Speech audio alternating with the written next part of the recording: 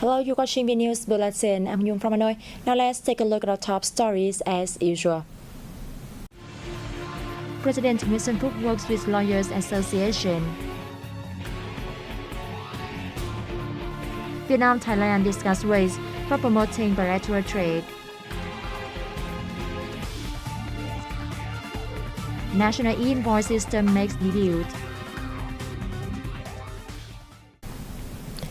President Nguyen Phu Trong had a working session with members of the Vietnam Lawyers Association on April the 21st. Established in 1955 with only 40 members, the Vietnam Lawyers Association currently has nearly 70,000 members. The association has contributed more than 39,000 comments and opinions to draft legal documents of the central government. It has also played an important role for the dissemination of legal knowledge and legal consultation among people through its branches across the country. President Nguyen Phu Trong also had the Central Steering Committee for Judicial Reform praised the important contributions of the association over the past 67 years. He affirmed that the party and state always appreciate and create conditions for the development of the association.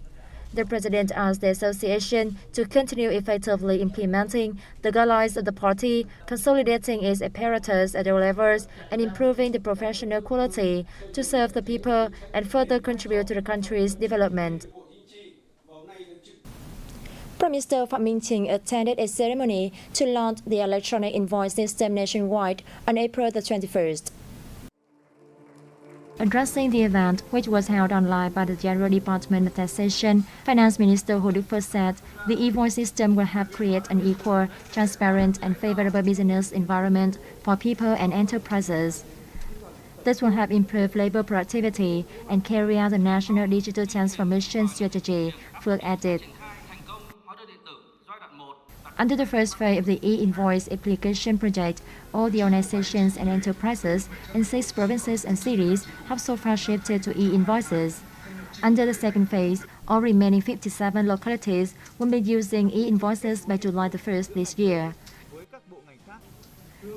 In his speech, Prime Minister Phạm Minh Chính said, digital transformation is an inevitable trend that is taking place strongly around the world, adding that the party and state consider this as one of the most important tasks. He asked the taxation sector to boost applying modern technology so as to ensure that tax declaration and payment are carried out in the simplest and easiest possible manner. The Ministry of Foreign Affairs held a regular press conference on April the 21st. At the conference, the Foreign Ministry spokesperson Lê Thị Thu Hằng said Vietnam hopes other countries and territories will simplify entry rules for Vietnamese travelers in order to boost economic recovery. She made the statement in response to a question from reporters regarding China's new requirement for all passengers from Vietnam to show a negative COVID-19 test within 6 hours of boarding a flight. The Vietnamese government has adopted a policy of safely living with the virus in the new normal and reopening borders for foreigners. However, it still requires strong measures to control the situation and ensure the safety for foreign tourists, she said. To facilitate entry to Vietnam, she continued, Vietnamese authorities have removed mandatory quarantine rules for people entering Vietnam, including those from Taiwan.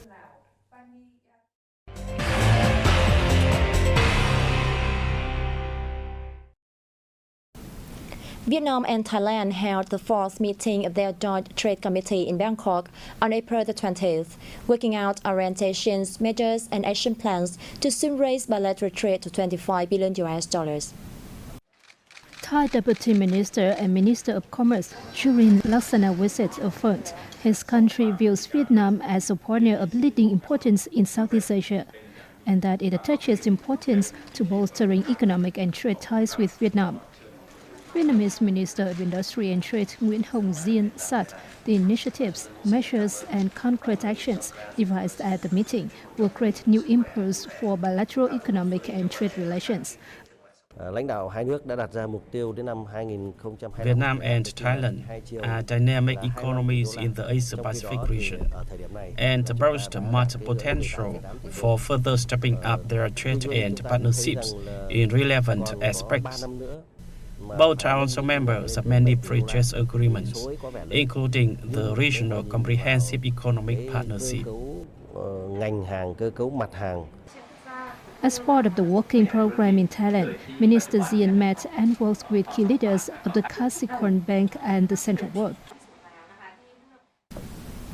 The Prime Minister has directed relevant agencies and sectors to immediately act to ensure the security and safety of activities in the finance currency market. The Ministry of Finance and State Bank of Vietnam are tasked with taking measures to stabilize the market. The Ministries of Public Security and of Information and Communications, the State Bank of Vietnam, the State Securities Commission, and other units are set to coordinate closely to effectively implement tasks and solutions set out in a series of related dispatches. The Ministry of Finance and the State Securities Commission are assigned to work with relevant agencies in requiring businesses to disclose information in accordance with the law, while the Ministry of Public Security has to keep updated on the situation for its conduction of suitable actions.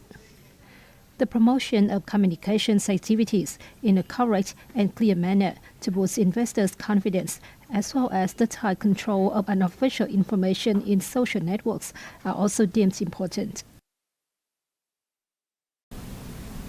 What Vietnam has achieved in the last 3 decades and what it is on course to achieve in the future makes the country a good candidate for low and middle-income countries in Africa to partner with for shared prosperity, according to a recent article by the AfricaReport.com.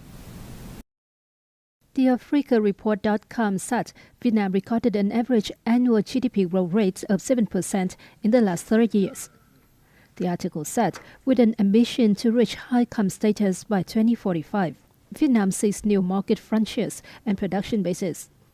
Despite an extremely export-oriented economy, with export value accounting for 201% of GDP, Vietnam's trade with Africa is limited.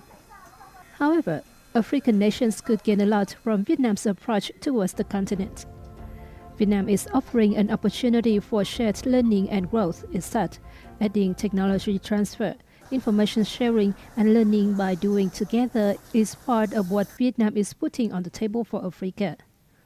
To take advantage of this, African governments are seeking partnership with Vietnam, it went on. The global development cooperation paradigm is changing, and Africa needs non-traditional partners to learn from and grow with, and Vietnam is one such partner, the article concluded.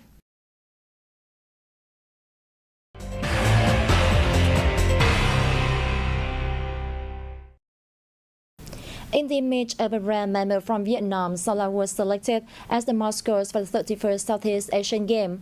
But few know that the creation of artist Nguyen Phu Trong overcome more than 500 other entries to claim the honor.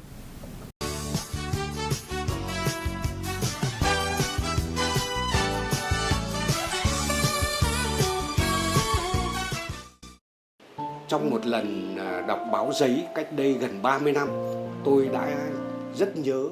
I got to know of Sao La from a newspaper nearly 30 years ago. The image of the mammal remained with me all this time. It was only discovered in Vietnam at the end of the 20th century. I found the tale quite interesting and was eager to make sketches after reading the criteria set by the game's organizers. Con Sao La theo cái tiêu chí mà ban tổ chức cuộc thi đề ra.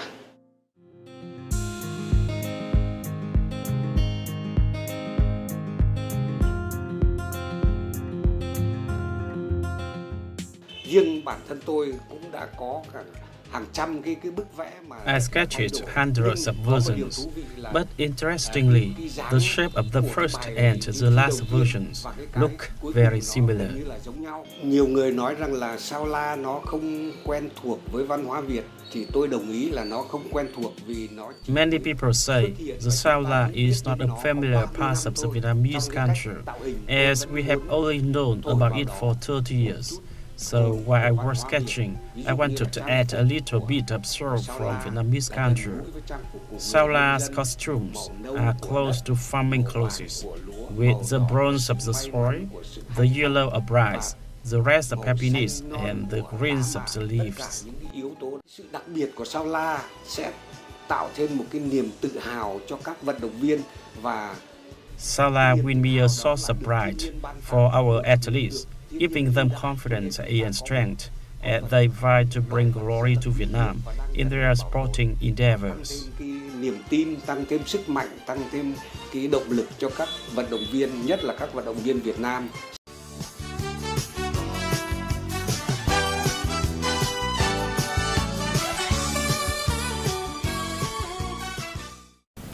Along with Hanoi, the northern province of Hòa Bình is one of the 12 cities and provinces honored to host sporting events within the framework of the 31st Southeast Asian Games.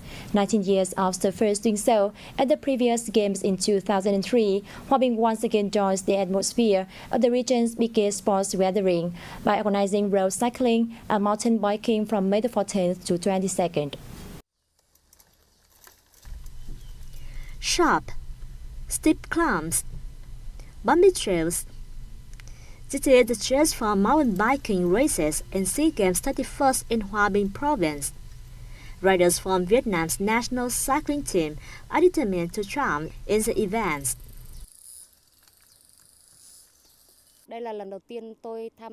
This is the first time I have attended the Games, and our team has trained a great deal and hope to win plenty of gold medals. Compared with the previous SEA Games, this year's course has many steep and windy climbs. I have trained hard and I'm sure I will ride well.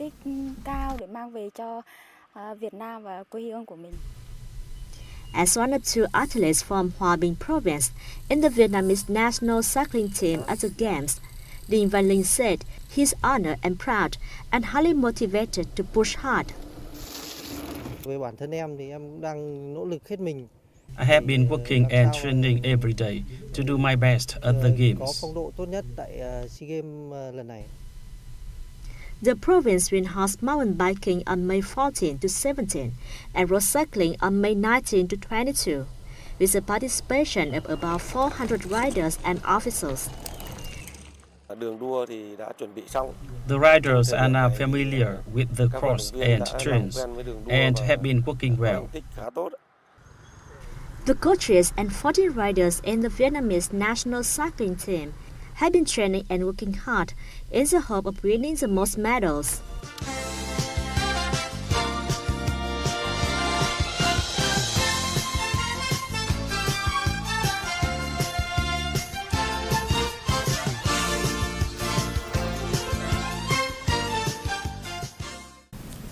Sơn Trà Peninsula in Da Nang City is always covered in yellow blossoms during April. The color and the flower and images of the brown shrine rock langur found in the area create a unique impression and attract local people, tourists, and especially photographers.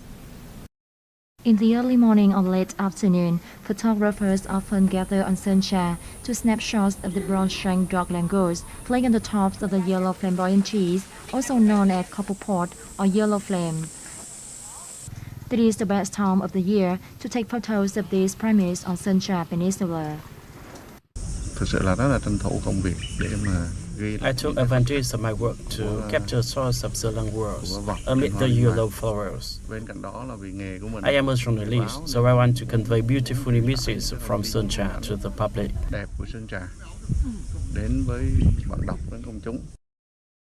The color of the flowers and the image of the brown-striped rock langurs are especially appealing to nature lovers. There are usually 2 flower seasons a year on Sơn Trà. The langurs are there all year round, of course, but the yellow flowers only bloom for about 10 days in April. The yellow flowers light up Sơn Trà Peninsula and create a wonderful natural setting. The image of the rare and precious langur swing on the treetops and the yellow flamboyant trees help become the brand of Sơn Trà Peninsula.